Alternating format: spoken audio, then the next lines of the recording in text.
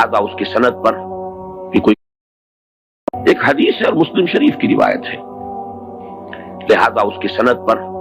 بھی کوئی کلام نہیں کیا جا سکتا۔ راوی حضرت عمر ہیں رضی اللہ تعالی عنہ، فقہائے صحابہ میں سے ہیں، بڑے ذی شعور ذی فہم، لہذا اس اعتبار سے بھی اس حدیث کا ایک پایہ جو ہے بہت بلند ہے۔ متن یہ ہے کہ حضور نے فرمایا ان اللہ یرفع بہذا الکتاب اقواما ویضع بہ آخرین، اللہ تعالیٰ اب اسی کتاب قرآن کی بدولت قوموں کو اٹھائے گا، بلند کرے گا، باب عروج پر پہنچائے گا، اور اسی کو ترک کرنے کی بنا پر انہیں گرا دے گا، ذلیل و خوار کر دے گا۔ یہ حدیث حضور کا فرمان سراخوں پر، سمجھ میں آئے تب بھی، نہ سمجھ میں آئے تب بھی، ہمارے ایمان کا تقاضا ہوا صادق المصدوق۔ لیکن یہ کہ دل میں تو خلش تھی کہ مغربی اقوام کو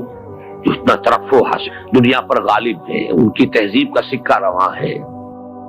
اگرچہ بظاہر وہ کولونیل رول کا دور ختم ہو چکا ہے، لیکن حقیقت میں کسی دوسری شکل میں پورا موجود، جکڑا ہوا ہے پوری نوع انسانی کو۔ ذرا سا کچھ فرانس اور کچھ چین ابھی ان کے اس شکنجے سے باہر ہیں،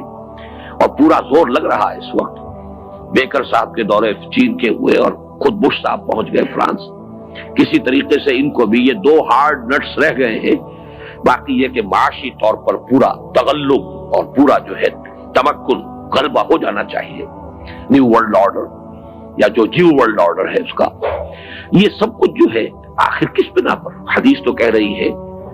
کہ اس کتاب کی وجہ سے لوگوں کو عروج نصیب ہوگا، قومیں ابھریں گی اس کتاب کی بنا پر، گریں گی اس کتاب کی بنا پر۔ گویا کہ یہ اقوام کی قسمتوں کی میزان ہے، ایک طرف حدیث کے یہ الفاظ، دوسری طرف مشاہدہ یہ، تو ایک خلجان رہا، اگرچہ میں نے اس کا تذکرہ نہیں کیا لیکن رہتا تھا۔ آخر اگر حضرت ابراہیم کا بھی معاملہ قرآن مجید میں آیا ہے کہ انہوں نے بھی درخواست کی تھی کہ رب ارنی کیف تحیی الموتى، پروردگار مجھے دکھا کیسے زندہ کرے گا تو مردوں کو۔ قال اولم تؤمن قال بلی ولکن لیطمئن قلبی، اللہ نے فرمایا کیا تم ایمان نہیں رکھتے؟ عرض کیا کیوں نہیں، ایمان تو ہے، مانتا ہوں، لیکن ذرا دل کا اطمینان میں چاہتا ہوں، کوئی خلجان نہ رہ جائے، پوری طرح دل ٹھک جائے۔ تو اس درجے میں اگر کبھی ہمارے دل میں بھی ایک پیدا ہو جائے کوئی پیاس تو کوئی حرج نہیں ہے، بلکہ علم کے بڑھنے کا یہ ذریعہ بنتا ہے۔ جب ریکنسٹرکشن کا میں نے مطالعہ کیا، علامہ اقبال کے خطبات، وہاں مجھے اس کا جواب ملا۔ ان کا کہنا یہ ہے کہ اس ویسٹرن کلچر کا بھی انر کور جو ہے وہ خالص قرآنی ہے، اس لیے کہ ان السمع والبصر والفؤاد، ان کو بھرپور طریقے پر وہ بروئے کار لائے۔ قرآن نے جس علم کو خلافت کی بنیاد قرار دیا ہے، کو انہوں نے پرسو کیا، اس میں ارتقاء کیا، اس میں ترقی کی، اسے پروان چڑھایا۔ یہ علم بھی در حقیقت ہے تو اسی علم کا ایک حصہ جس کو قرآن مجید اس اہتمام سے خلافت انسانی کی اصل اساس قرار دے رہا ہے، وہ تو علم الاسماء ہے، اور اس علم الاسماء میں اشیاء کے خواص، پراپرٹیز آف دی میٹر، اور physical laws of physical change and chemical change, آخر یہی چیزیں ہیں کہ جن کو انسان نے دریافت کیا ہے، اور ان دریافت کے نتیجے میں جو بھی سائنٹیفک ارتقاء ہوا، ٹیکنالوجی بڑھتی چلی گئی،